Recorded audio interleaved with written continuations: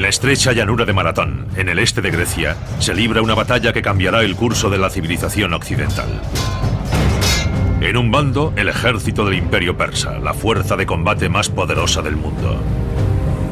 En el otro, el ejército de Atenas, con la mitad de hombres, liderado por el famoso general griego Milcíades. Es una batalla de brillantez táctica frente a enormes obstáculos. Una batalla por el futuro de Grecia y la supremacía del mundo durante la antigüedad. Dos civilizaciones están a punto de chocar. Oriente contra Occidente, en la llanura de Maratón.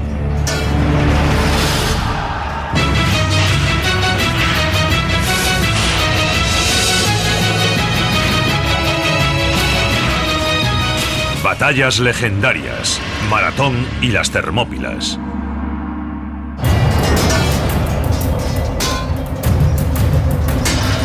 La muerte llega rápidamente. Durante 6 días, el ataque brutal de un invasor sin rostro tiñe el suelo de sangre.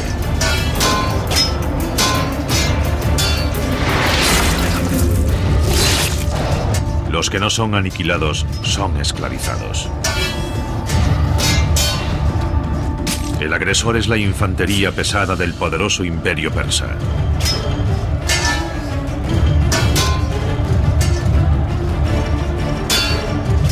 Les llaman los Inmortales. Las víctimas son los habitantes de la isla de Eubea, en la ciudad griega de Eritrea. 600 barcos de guerra persas habían cruzado el mar Egeo, arrasando las islas griegas que encontraban a su paso. Pero Eubea no es su destino final. Se dirigen a Atenas. Su objetivo, destruirla por completo. Recorrieron el Mediterráneo oriental saltando de isla en isla durante su campaña, algo muy parecido a lo que los Estados Unidos hicieron en Japón durante la Segunda Guerra Mundial. Fueron invadiendo islas pequeñas y convirtiéndolas en bases logísticas para lograr una posición desde la que poder atacar a Atenas. Nada detiene a la máquina de guerra persa. Desde Eritrea se dirigen a Atenas. Los persas pueden merendarse cualquier ciudad del tamaño de Atenas. Están tan seguros de su éxito que van cargando sus barcos con mármol para poder construir un monumento de la victoria cuando hayan reducido a Atenas a cenizas. El Imperio Persa es enorme. Sus fronteras se extienden desde el río Indo, en la India, hasta el río Nilo, en Egipto. Persia era el mayor imperio que la historia había conocido, no solo en términos geográficos, sino también demográficos, millones de personas. Y era una de las culturas más avanzadas en materias como arquitectura, escritura, diseño. Era un imperio multinacional. El imperio persa integraba más nacionalidades y religiones de las que hubiesen existido antes en cualquier otro imperio. Por el contrario, Atenas es solo una más entre las heterogéneas ciudades-estado griegas. La Grecia actual, en aquella época, no era una nación, sino numerosas ciudades-estado. Desde Macedonia en el norte hasta Atenas, Corinto o Esparta. Todos esos estados cuyos nombres van apareciendo en la historia. Cada ciudad-estado era una sociedad independiente, tenía sus propias tierras, su propio ejército.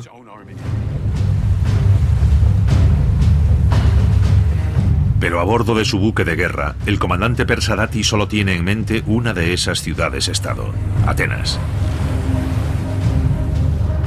Está tan seguro de que logrará destruir esa histórica ciudad que su única preocupación es cómo va a destruirla. Una posibilidad es atacar Atenas directamente desde el mar, pero es un poco complicado. Atenas está amurallada y un asalto anfibio desde el mar frente al enemigo es una opción arriesgada. Por tanto, decide no atacar Atenas de frente, sino buscar un lugar a unos 40 kilómetros de distancia de la ciudad, desembarcar allí y considerar un par de posibilidades. O el ejército griego responde y sale a su encuentro, o desembarca, reúne a su ejército y simplemente marcha hacia Atenas por tierra. Entre esas dos opciones, una campaña terrestre o un desembarco anfibio, optó por la campaña terrestre. Datis dirige su flota de 600 barcos hasta situarse a unos 42 kilómetros de Atenas, en Maratón. Sus barcos echan amarras en la bahía de Maratón y desembarcan en la playa de Chinias. A continuación, los persas acampan en la parte nordeste de la llanura junto al gran pantano. El ejército persa está a punto de caer sobre Atenas. Los atenienses saben que rendirse no es una opción, pero no se ponen de acuerdo sobre cómo deben prepararse. ¿Deberían hacerse fuertes tras los muros de la ciudad o salir al encuentro de los persas para luchar? Algunos atenienses creen que una batalla en campo abierto contra los persas es un suicidio. Pero un ateniense no está de acuerdo. Su nombre es Milcíades y tiene algo personal contra los persas. Milcíades es un personaje muy interesante, pertenece a una influyente familia ateniense y cuando tiene unos 35 años se hace cargo de una colonia griega en Jonia, en la frontera del Imperio Persa. Gobierna como un tirano, por lo que es muy poco apreciado en Atenas. A finales del siglo VI a.C., el territorio de Milcíades en la península de Helesponto es absorbido por la expansión del Imperio Persa. Es obligado a hacer el servicio militar. Ahora blande una espada persa y debe luchar junto a sus conquistadores. Los persas pronto se expanden hacia el norte, cruzan el río Danubio e invaden Estitia, situada entre lo que hoy serían Europa del Este y Asia. Milcíades era el encargado de custodiar los puentes sobre el Danubio a los que el ejército persa había llegado para entrar en Estitia y continuar la campaña. Después de 3 largos años en Estitia, Milcíades decidió que ya había tenido suficiente. Milcíades nunca había tenido mucho aprecio por los persas e intentó que otros generales griegos acordasen quemar los puentes después de que Darío y su ejército los cruzasen para que muriesen de hambre o los matasen los escitas. Aquellos generales griegos no aceptaron su propuesta, pero los servicios de inteligencia de los persas se enteraron de la idea de Milcíades y, como podemos imaginar, aquello no les hizo demasiada gracia. Milcíades huye a Atenas, pero allí tampoco es bienvenido. Los atenienses aún recuerdan a Milcíades como un tirano y lo encarcelan a la primera oportunidad. 3 años después de su llegada a Atenas, Milcíades se enfrenta a la pena de muerte por tiranía, pero guarda un as en la manga. Sabe qué planean los persas.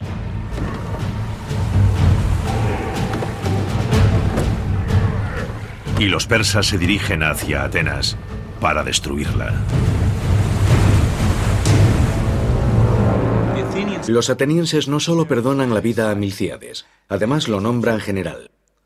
Pero Milcíades tiene que plantearse qué destino es peor, la ejecución o ser destrozado por los guerreros persas. Milcíades decide hacer frente a las armas de los persas y, en lugar de esconderse tras las murallas de Atenas, escoge enfrentarse a los persas en el campo de batalla. Pero la decisión final sobre si ha de combatir no depende de él. La democracia ateniense también rige en su ejército. Y cuando surge la discusión sobre qué hacer en Maratón, la decisión depende de un consejo formado por 10 generales. Atacar o retirarse y tratar de conseguir ayuda de otras ciudades-estado griegas. El resultado de la votación es un empate. El voto decisivo corresponde a un hombre llamado Calímaco. Es el polemarca, un puesto simbólico del ejército ateniense.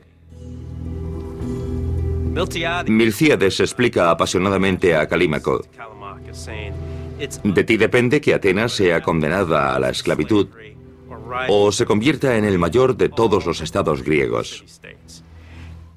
Si no luchamos, la democracia se resquebrajará y nos convertiremos en una presa fácil para los persas. Y convence a Calímaco, que vota a favor del ataque. Milcíades consigue su guerra.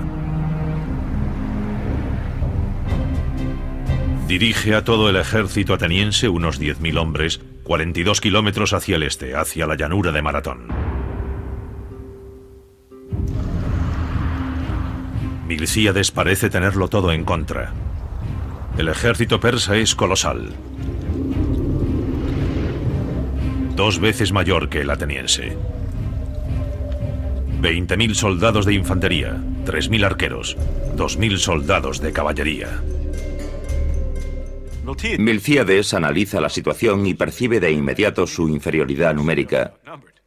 Y no solo son superados en números, sino también en armamento si consideramos los contingentes de arqueros y soldados de caballería. Incluso si logran frenar a la infantería persa, los atenienses no tienen forma de contrarrestar su caballería. Su inferioridad es enorme. La caballería es una de las claves del éxito militar de los persas. Fue uno de los primeros ejércitos que integraron plenamente los caballos y la infantería pesada para formar un doble ataque devastador.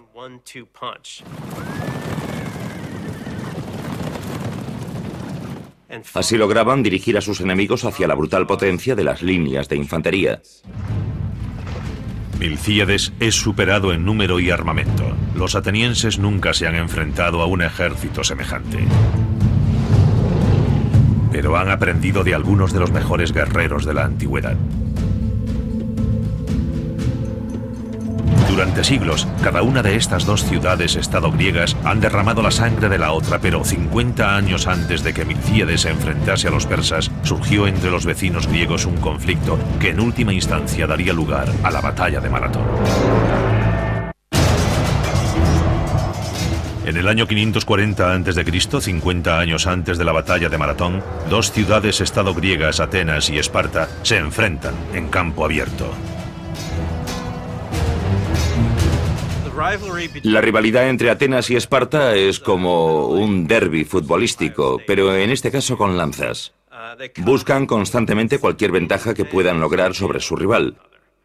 Pero mientras que la mayoría de sus batallas son meras disputas regionales, en una de ellas se verán involucrados los persas y desembocará en la batalla de Maratón.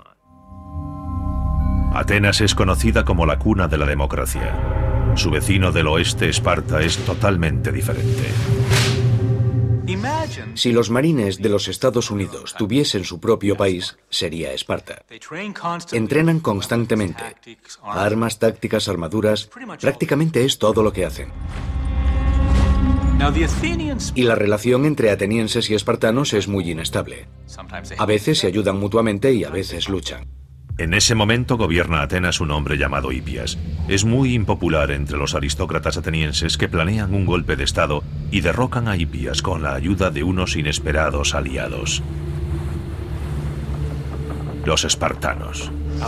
El problema de recibir ayuda de los espartanos es que después no se van a casa sin más. Ese era entonces el problema de los atenienses, cómo deshacerse de los espartanos. Así que se levantaron en armas y expulsaron a los espartanos de Atenas. Era el año 540 a.C., la misma época del inicio de la democracia ateniense. ¿Y cuál es el problema? Que inevitablemente debían esperar el contraataque de los espartanos. Atenas cree que necesita un aliado para defenderse de Esparta y busca la ayuda del imperio persa. Aquí vemos como un pequeño estado griego trata de aliarse con un estado mayor, el imperio persa, para protegerse de la agresión de otro estado, en este caso Esparta. Atenas envía un emisario a la provincia persa de Jonia, en la actual Turquía.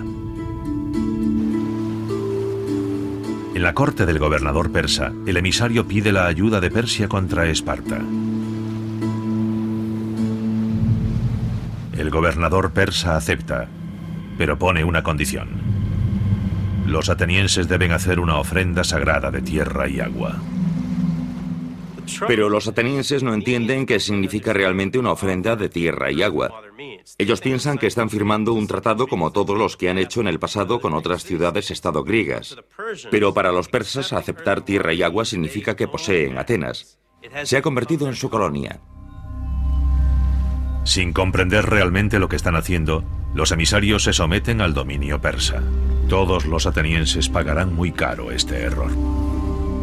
Los griegos habían inventado la lógica, las matemáticas, la filosofía. Para ellos aquello no era más que un pequeño y estúpido ritual que en realidad no significaba nada.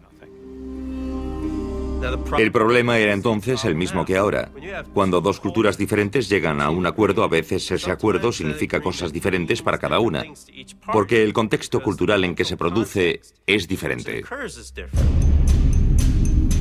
Los atenienses se aseguran la protección de Persia, pero Esparta los ataca tan rápido que Atenas no tiene tiempo de avisar a su nuevo aliado.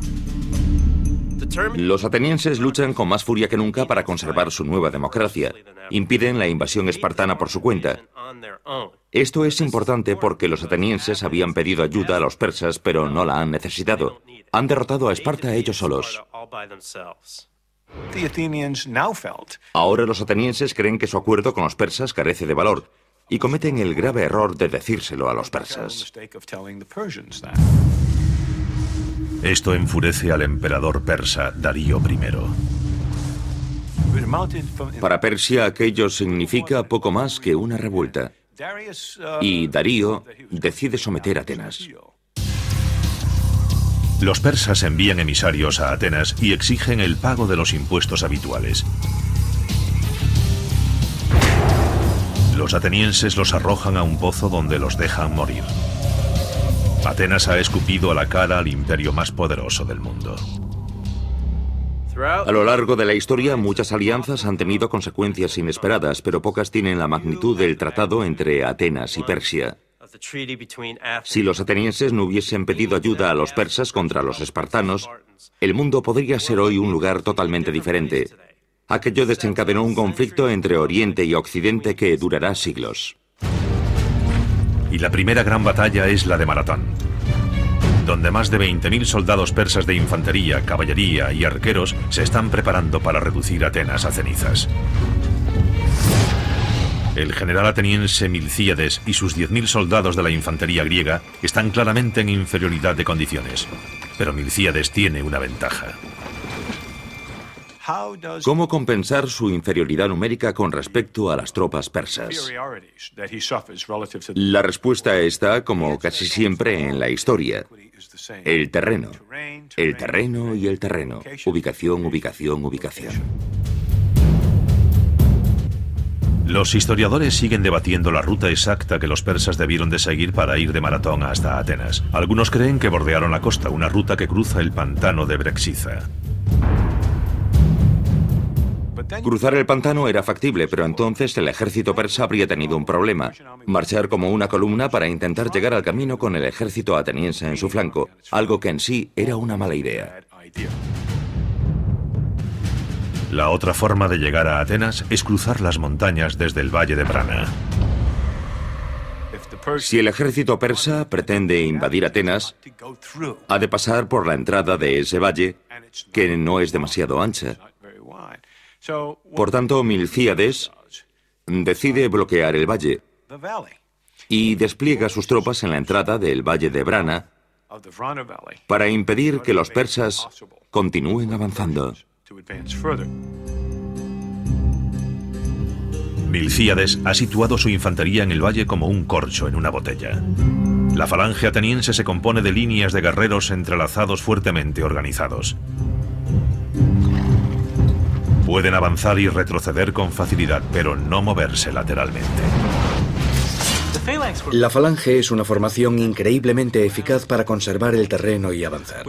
Cada fila de hombres firmemente unidos utiliza los escudos superpuestos de la fila contigua para formar un muro blindado. Milcíades ancla sus flancos en las laderas de la colina y después tala árboles para situarlos también en los flancos. ¿Por qué lo hace? Sabe perfectamente que los puntos débiles de la falange griega son sus flancos. Siempre que ha sido derrotada lo ha sido por ataques por los flancos de otra falange, o principalmente por la caballería enemiga. En el valle, los flancos de la falange están bien protegidos. Para no depender únicamente del desnivel y las rocas, apila maleza, árboles y troncos para impedir cualquier ataque de la caballería enemiga.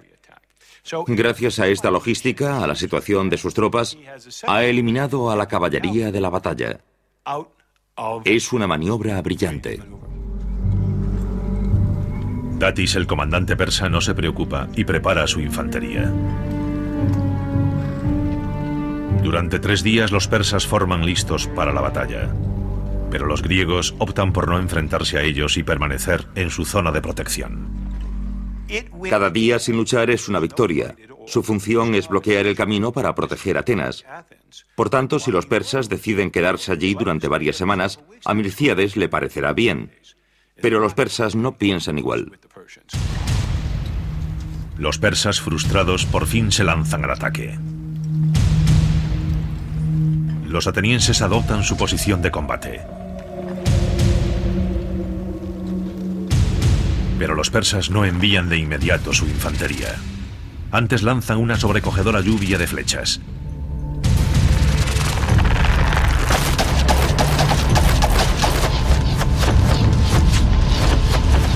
Los atenienses no tienen dónde ocultarse de los proyectiles.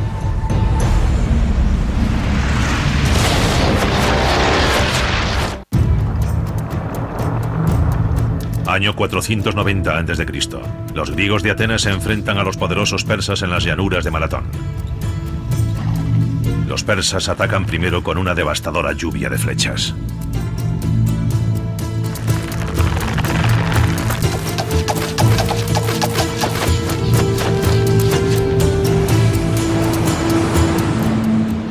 Imaginen aquel muro de proyectiles ocultando literalmente el sol y cayendo sobre los atenienses.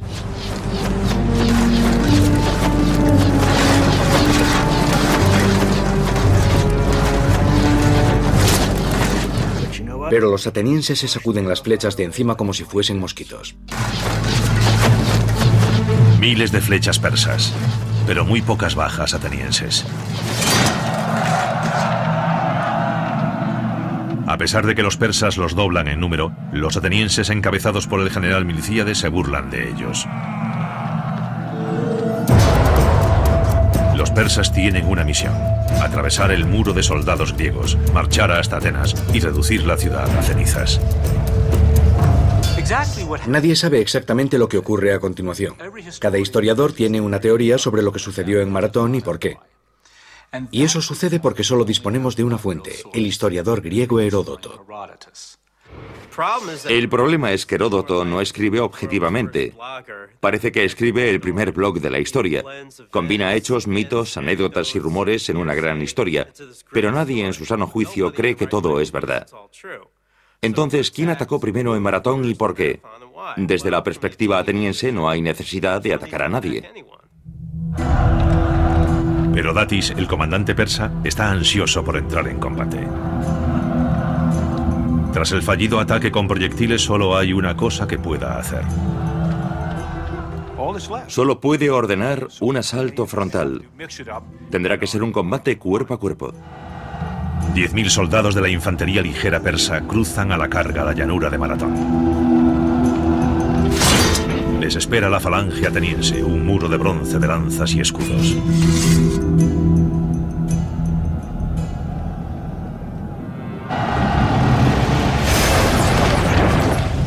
Medio millón de kilos de carne y huesos colisionan. El oplón ayuda a los atenienses a crear ese muro. El escudo griego llamado oplón es más que una tapa de cubo de basura mitificada. Es una innovación bélica revolucionaria. El oplón es un gran escudo circular de madera en forma de cuenco y recubierto de bronce. Puede resistir las flechas y los golpes de las espadas sin astillarse. Pero lo que lo hace realmente notable es la empuñadura, denominada argive. El soldado pasa su brazo por una abrazadera de cuero fijada en el centro del escudo y agarra un asa situada cerca del borde. Esto es importante porque le otorga mucho más control y mucha más fuerza con el escudo que la vieja correa fijada en el centro que no permitía aplicar mucha fuerza. Los atenienses logran detener la intensa carga de los persas. Ahora pasan al ataque.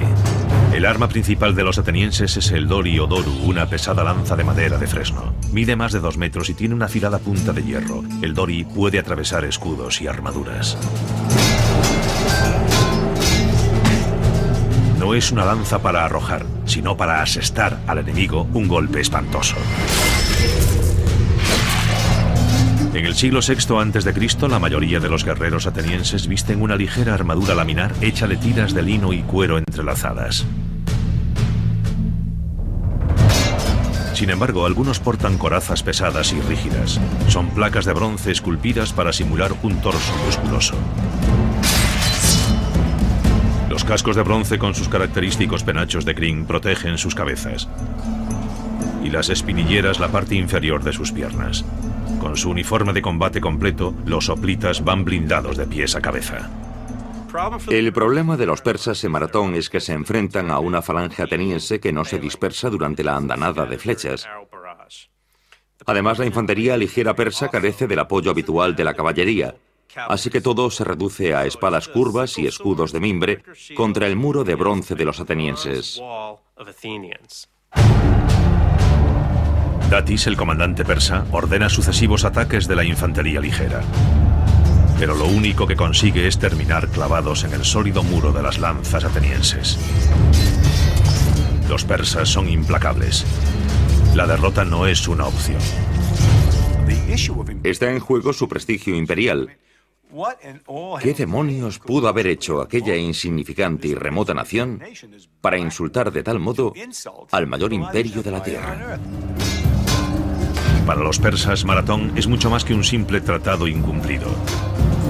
También es un castigo por el apoyo ateniense a una revolución contra Persia producida en la cercana Jonia 10 años antes.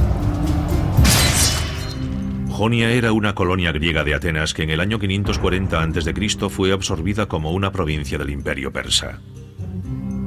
40 años más tarde, en el año 500 a.C., un tirano local incitó un levantamiento.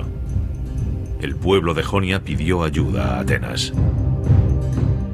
Sus colonias consideraban a Atenas una especie de madre patria, y yo diría que Atenas también se consideraba así. Cuando sus colonias le pedían ayuda, enviaba tropas. Sin duda fue un error de primera magnitud, pero aquello fue probablemente lo que lo motivó todo. Desde luego, todo lo que sucedió después no puede explicarse por motivos prácticos. Los atenienses, junto a un contingente de Eritrea en la cercana Eubea, cruzan el mar Egeo para llegar a Jonia y atacan Sardes, la capital. Es otra ofensa ateniense que los persas nunca olvidarán.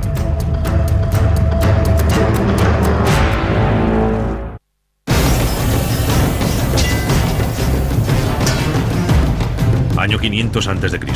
10 años antes de la batalla de Maratón, ha estallado una revuelta en Jonia. Varios contingentes griegos, incluido el de los atenienses, atacan Sardis, la capital jónica controlada por los persas, y la reducen a cenizas. La situación de Persia se complica, pues al mismo tiempo están combatiendo en la India, Egipto y Estitia. Los rebeldes jónicos asestan un duro golpe, pero su victoria no durará mucho. Los persas aumentaron el número de tropas y comenzaron a sofocar la revuelta jónica. Los atenienses, sabiendo que la discreción es la mejor parte del valor, regresaron a casa. Los eubeos hicieron lo mismo y la revuelta jónica, aunque aún perduró con distinta intensidad durante los siguientes 5 años, terminó por extinguirse y Persia recuperó la costa jónica. Pero el rey persa Darío está furioso y jura vengarse. Darío pide a su dios que le permita vengarse de Atenas. Incluso ordena que un sirviente se acerque a él 3 veces cada noche durante la cena y le susurre al oído: Señor, recuerde a los atenienses. Tiene problemas con Egipto y está en guerra con la India y Escitia, pero siempre tiene en mente vengarse de Atenas.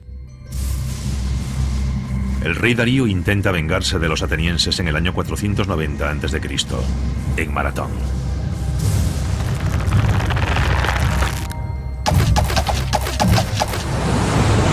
Pero hasta ahora los atenienses han sobrevivido a un ataque masivo de proyectiles persas.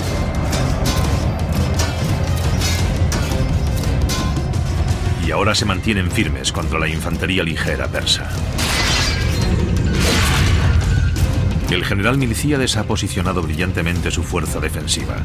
Ha situado las falanges griegas de infantería pesada en un estrecho paso entre las montañas, bloqueando así la ruta hacia Atenas. Los persas habían elegido el campo de batalla acampando en Maratón, pero los atenienses habían elegido el terreno con el fin de obtener una ventaja. Es un viejo truco. Pero da resultado. La infantería ligera persa ni siquiera logra hacer mella en el muro ateniense.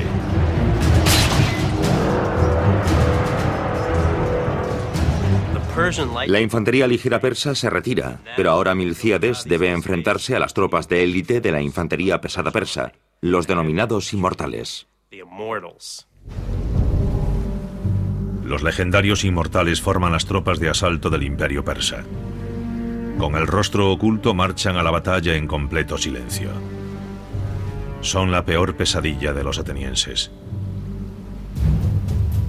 Además de su letal habilidad bélica, la presencia de los inmortales obliga a Milcíades a cambiar sus tácticas. Milcíades, a pesar de que ha preparado el campo de batalla con pericia para aprovechar cualquier posible ventaja, aún tiene algo en contra, y es la zona en la que se encuentra, que aunque es relativamente estrecha, sigue siendo demasiado ancha para las tropas de las que dispone. Lo que hace es debilitar su centro y desplazar las tropas adicionales. De esta manera, cuando analizamos el despliegue ateniense, vemos un ejército relativamente débil en el centro, pero con poderosas falanges a cada lado. Debilitar el centro de su falange es una apuesta muy arriesgada, pero no será la única de Milcíades. Decide adelantar sus tropas más allá de la protección del valle. Sabe que si se queda donde está cuando el centro sea atacado, cederá. Si eso ocurre, donde está no dispondrá de suficiente espacio para que las poderosas falanges de los extremos maniobren hacia el interior. No hay suficiente espacio, su situación en el terreno no se lo permite, así que tiene un problema táctico muy delicado. Milcíades debe hacer avanzar a sus tropas lo suficiente para que las falanges dispongan de espacio para maniobrar. Pero ¿cuánto puede alejarse Milcíades del valle? Si no se aleja lo suficiente, sus flancos no podrán maniobrar. Si se aleja demasiado, los persas podrían superar sus flancos y rodearlos.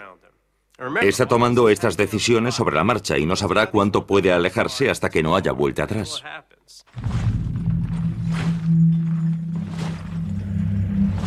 Los inmortales se acercan.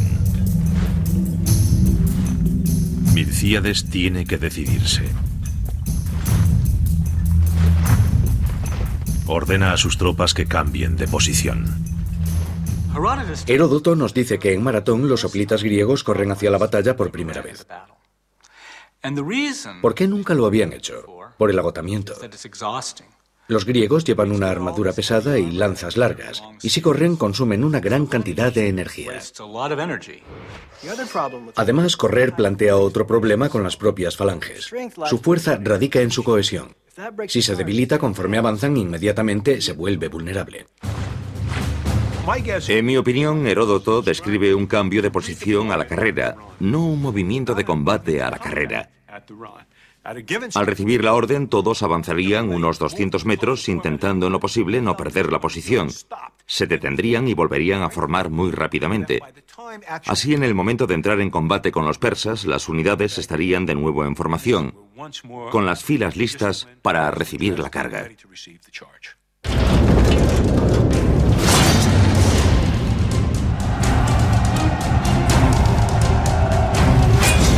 Los historiadores discrepan sobre muchos aspectos de la batalla de Maratón, pero todos coinciden en lo que sucede a continuación, un violento cataclismo.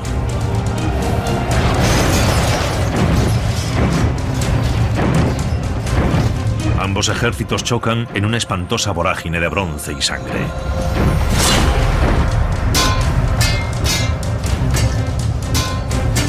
La batalla es tan intensa que algunos griegos hablan de visiones enloquecidas de guerreros fantasmales que se abren paso entre las líneas aniquilando hombres al azar.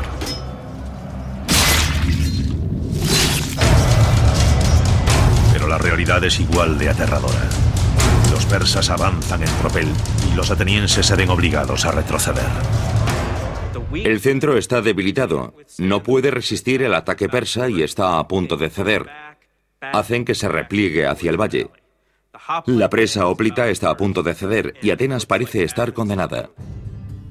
El centro de Milcíades está al borde del colapso, pero en los flancos sucede algo bien distinto. La táctica habitual de la infantería persa es situar sus unidades más fuertes en el centro y las más débiles en los flancos. Lo hacen porque los flancos suelen recibir el apoyo de la caballería. Milcíades lo sabía y desvía sus propias tropas hacia los flancos. La caballería persa es inútil en ese terreno y los atenienses pueden abrir brecha en los debilitados flancos de los persas.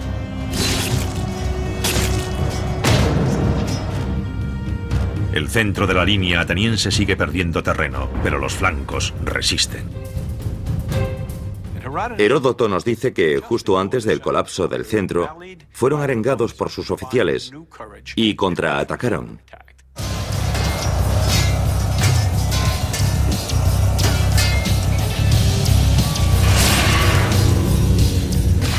Contraatacan lo suficiente para detener el avance enemigo por el centro. En ese momento, las poderosas falanges de los extremos se desplazan hacia el centro, atrapando a sus enemigos en una V. Y literalmente los aniquilan. En un audaz golpe de brillantez táctica, Milcíades ha dado un giro completo a la batalla contra los persas.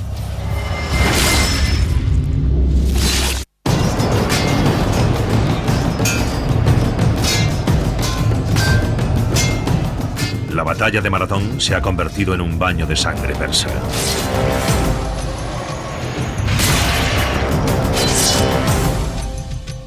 Mientras mantiene sus flancos inmóviles, el general ateniense Milcíades ha hecho retroceder el centro de sus tropas, conduciendo a la infantería persa a una trampa mortal.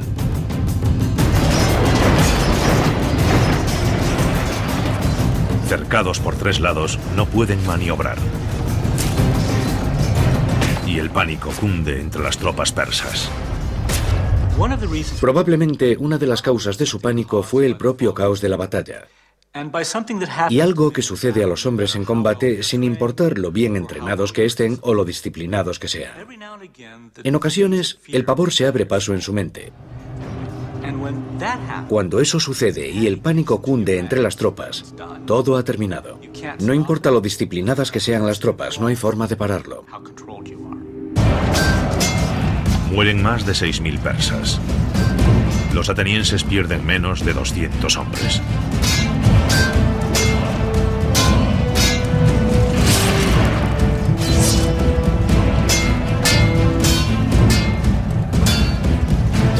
Uno de los caídos es Calímaco, el hombre cuyo voto deshizo el empate y llevó a los atenienses a la batalla. Hay quien considera a Maratón como el primer ejemplo conocido de una maniobra de pinza o doble envolvimiento, pero no fue realmente así. Milcíades solo utiliza un contingente de tropas, no rodea completamente al enemigo. Los persas todavía disponen de una vía de retirada. Y la utilizan. Los persas huyen hacia la playa a la carrera. Es bastante improbable que los atenienses persiguieran de inmediato a los persas, porque los atenienses estarían completamente agotados. Lo más probable es que Milcíades y sus hombres descansasen hasta poder volver al ataque.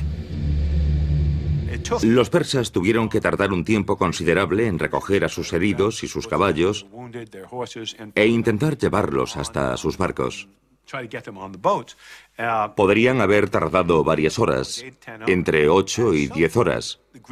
En ese tiempo los griegos pudieron descansar, formar de nuevo y empezar a, yo no diría a perseguir. Empezaron a marchar hacia la playa para obligar a los persas a huir. El combate estalla de nuevo cuando los soldados de la retaguardia persa intentan proteger la retirada.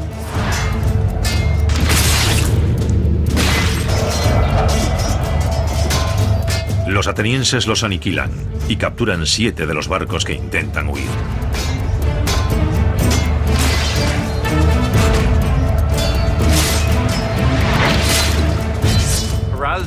Heródoto cuenta que un soldado agarra un bote con su mano izquierda y los persas se la cortan para huir.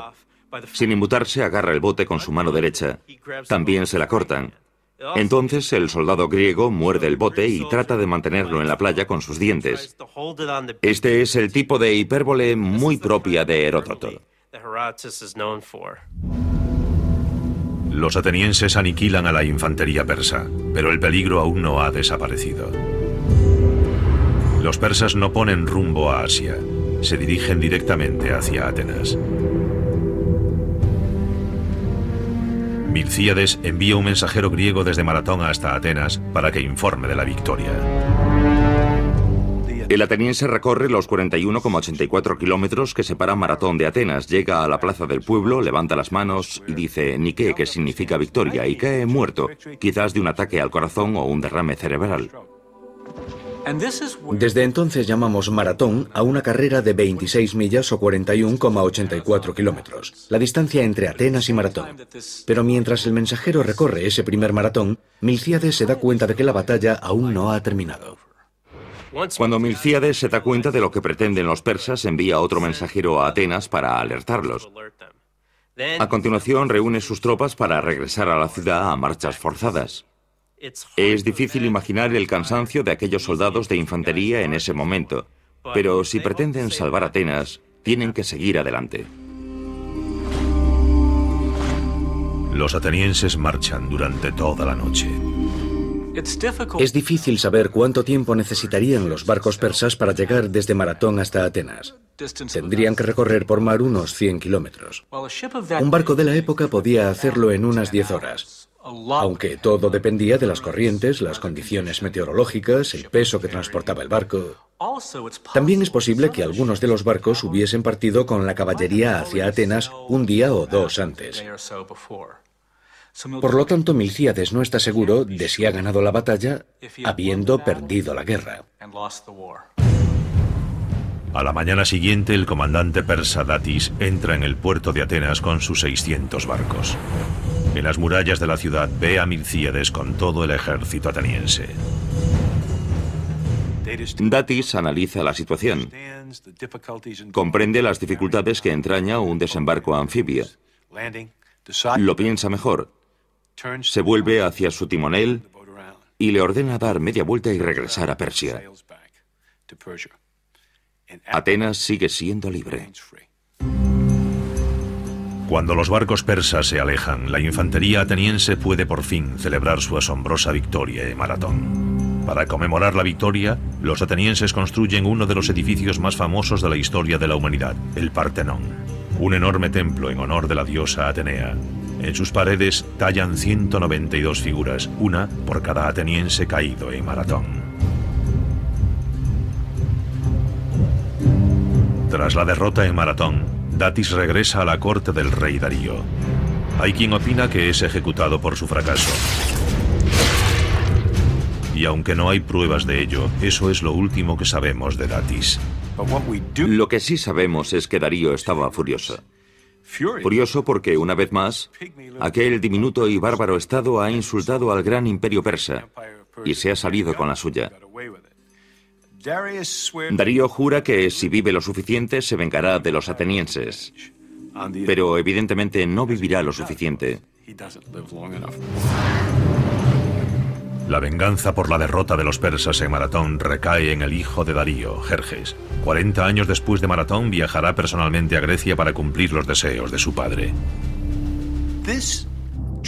La transmisión de este deseo de venganza contra Atenas desembocará 40 años después en una de las batallas legendarias de la historia bélica de Occidente. La heroica defensa de los 300 en el paso de las Termópilas. En las Termópilas, el gran comandante espartano Leónidas utilizará contra los persas las mismas tácticas que Milcíades había aplicado casi medio siglo antes en Maratón. Maratón es uno de esos momentos que definen la historia de Occidente. De hecho, define lo que es ser occidental y griego, o persa y oriental. No es el final de la historia. De hecho, es solo el comienzo de la misma. La batalla de Maratón dice al mundo de la antigüedad que Persia no es invencible y se convertirá en el grito de batalla de futuras rebeliones por todo el imperio. Grecia y Persia seguirán enfrentándose ocasionalmente durante los siguientes 100 años. Esa lucha hará que Grecia pase del anonimato a ocupar un lugar preponderante en la antigüedad. Y todo comienza con la sangre derramada en la llanura de Maratón.